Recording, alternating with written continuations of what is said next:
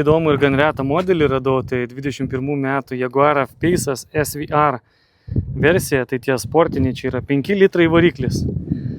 4 varantis, kol kas nėra nustatytas dar jos aukciono data, bet žinokit, labai įspūdingai atrodo.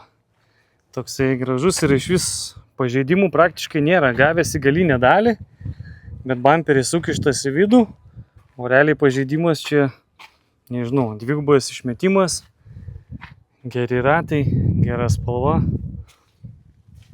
visiškai lygus visas, kosmetinių pažeidimų praktiškai nėra iš vis, gražus raudoni stabdžių suportai, gražus priekinis bamperis, ant šito kapoto arkos gražios. Įdomu, kiek jisai išeis. Vidus man labai patiko. Gera aparatūra, oda visur panelės, graži apdaila, versta oda, raudona oda, salonas. Sėdynė, žiūrėkit, sportinės kokios. Geras. Labai jaukus iš tikrųjų. Turinti projekciją ant stiklo. Ekraniukai, taip viskas arti, geros sėdynės, taip rekarinės, apgaubė gerai. Ekraniukas, didelė panorama.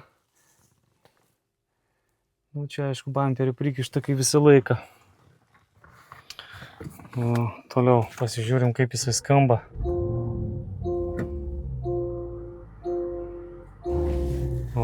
Čia dar galim perjungti, aišku.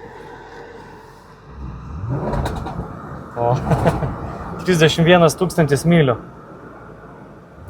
Panelė irgi pusiau oda, versta oda, pusiau oda, projekcija taip pat. Čia dar galima perjungti. Va, čia įsijungia, atsidaro išmetimas. Šildomas, šaldomas sėdynės. Nu jo, gerai skamba, net visą mašiną juda, kai paspaudi gazą. 5 litrai vis dėlto. Labai fainas aparatas. Jeigu kas susidomėjot, pasižymėkit, kad atsiras aukciono data, galėsim pabandyti nupirkti.